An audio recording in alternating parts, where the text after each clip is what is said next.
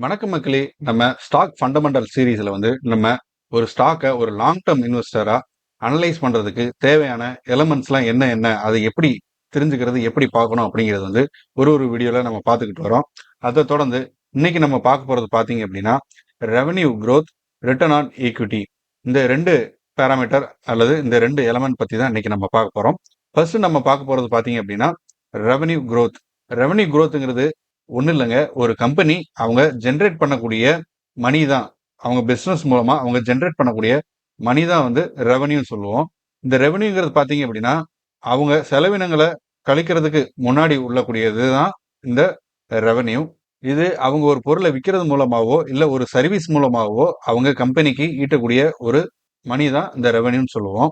சரி, ரெவன்யூ பார்த்துட்டோம். ரெவன்யூ growthனா என்ன, அதுக்கு ஒரு எக்ஸாம்பிளோட நம்ம பார்க்கலாம். இப்போ ஒரு கம்பெனி லாஸ்ட் இயர் ஒரு 10,000 கோடி அளவுக்கான ரெவன்யூ ஜென்ரேட் பண்ணியிருக்கிறாங்க. இந்த வருஷம் அந்த கம்பெனி 12,000 கோடிக்கான ரெவன்யூவை ஜென்ரேட் பண்ணியிருக்கிறாங்க.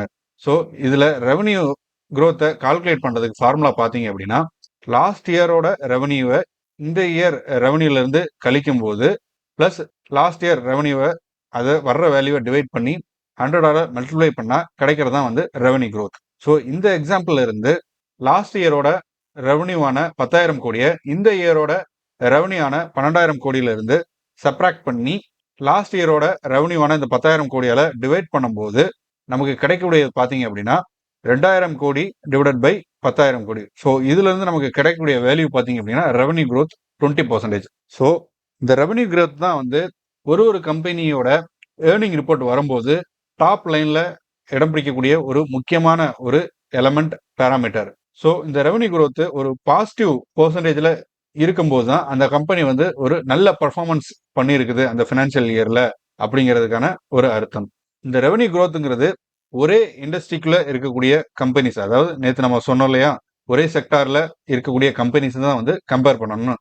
அதே செக்டார்ல இருக்கக்கூடிய கம்பெனிஸோட நம்ம கம்பேர் பண்ணும்போது இண்டஸ்ட்ரியல் ஆவரேஜ் பெஞ்ச் மார்க் விட அதிகமா இருக்கணும். அப்பதான் அந்த கம்பெனியோட ரெவன்யூ growth நல்லா இருக்குன்னு சொல்ல முடியும். அதே மாதிரி கன்சிஸ்டன்சியா இருக்கணும். ஒரு இயர் ஒரு 20% ரெவன்யூ growth-ஐயும் ஒரு இயர் வெறும் 2% ரெவன்யூ growth-ஐயும் அந்த மாதிரி கொடுக்க கூடாது. கன்சிஸ்டண்டா ஒரு 8% ரெவன்யூ growth கொடுக்குறாங்க இயர் ஆன் இயர்ல அப்படின்னா இயர் ஆன் இயர்ல அடுத்தடுத்த வருஷங்கள் வரும்போது அதே 8% கொடுத்தாலோ இல்ல அதை விட கொஞ்சம் அதிகமா கொடுத்தாலோ அந்த கம்பெனி கன்சிஸ்டன்சியா இருக்குங்கிறது அர்த்தம். அதே மாதிரி அந்த ரெவன்யூ growthங்கிறது சஸ்டைனபிலிட்டியா இருக்கணும். மார்க்கெட் எப்படி பெர்ஃபார்ம் பண்ணாலும் சரி அந்த மார்க்கெட்டோட கண்டிஷனை தங்களோட பிசினஸ் growth-க்கு ஏத்த மாதிரி மாத்தி ஃபியூச்சர் வரக்கூடிய ட்ரெண்டை ப்ரிடிக்ட் பண்ணி புது ப்ராடக்டை இன்ட்ரடியூஸ் பண்றது மூலமாவோ இல்ல அவங்களோட மார்க்கெட்டை விரிவுபடுத்துறது மூலமாவோ இல்ல வேற ஒரு கண்ட்ரியில மார்க்கெட்டை நம்ம இன்ட்ரடியூஸ் பண்றது மூலமாவோ சிச்சுவேஷன் எப்படி இருந்தாலும் ஒரே அளவான அந்த ரெவன்யூ growth-ஐ கொடுக்கக்கூடிய அந்த சஸ்டைனபிலிட்டிங்கிறது இந்த ரெவன்யூ growth-க்கு ரொம்ப முக்கியமானது. அதே மாதிரி ப்ராஃபிட்டபிலிட்டி, இந்த ரெவன்யூ பார்த்தீங்க அப்படின்னா ப்ராஃபிட்டபிலிட்டியோட டைரக்டா லிங்க்ல உள்ளது. இந்த ரெவன்யூ growth கம்மியா இருக்கும்போது கம்பெனியோட ப்ராஃபிட்டபிலிட்டியும் குறையும். ஸோ ப்ராஃபிட்டபிலிட்டியை பார்க்கறதுக்கும் இந்த ரெவன்யூ growthங்கிறது ரொம்ப முக்கியம். ஸோ இந்த 4 விதமான கண்டிஷன்ஸை இந்த ரெவன்யூ growth மீட் அவுட் பண்ணும்போது அந்த கம்பெனியோட ரெவன்யூ growthங்கிறது ஒரு நல்ல ரெவன்யூ growth-ஆ நம்ம பார்க்க முடியும். ஸோ அடுத்து நம்ம பார்க்க போறது பார்த்தீங்க அப்படின்னா ரிட்டர்ன் ஆன் ஈக்விட்டி, ROE அப்படின்னு சொல்லுவாங்க. இந்த ரிட்டர்ன் ஆன் ஈக்விட்டி அப்படிங்கிறது பார்த்தீங்க அப்படின்னா ஒரு கம்பெனியோட ப்ராஃபிட்டபிலிட்டி ஜென்ரேட் பண்ணக்கூடிய எபிலிட்டியை கண்டுபிடிக்கிறது தான் இந்த ரிட்டர்ன் ஆன் ஈக்விட்டி அப்படின்னு சொல்லுவோம். இதுக்கான ஃபார்முலா பார்த்தீங்க அப்படின்னா ROE equal to net income divided by share holder equity.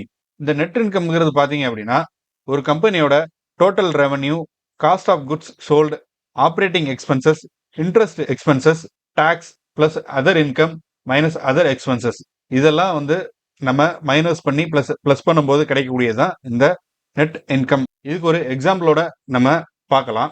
இப்போ ஒரு கம்பெனியோட நெட் இன்கம் பார்த்தீங்க அப்படின்னா 600 கோடி அப்படிங்கிறது எடுத்துக்கலாம். ஏபிசி அப்படிங்கிற ஒரு கம்பெனியோட அவங்களோட டோட்டல் அசெட் பார்த்தீங்க அப்படின்னா 4,000 கோடி பிளஸ் டோட்டல் லயபிலிட்டி பார்த்தீங்கன்னா 2,000 கோடி.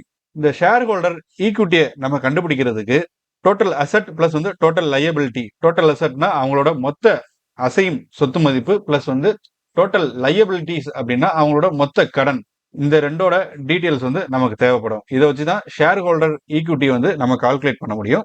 Share holder equity equal to total asset minus total liability. இந்த 4000 கோடியை 2000 கோடியிலிருந்து கழிக்கும் போது ஷேர் ஹோல்டர் ஈக்விட்டி வந்து 2000 கோடி நமக்கு கிடைச்சிடும். ஸோ இதை பேஸ் பண்ணி ஆர்ஓஇ வந்து நம்ம பார்க்கலாம்.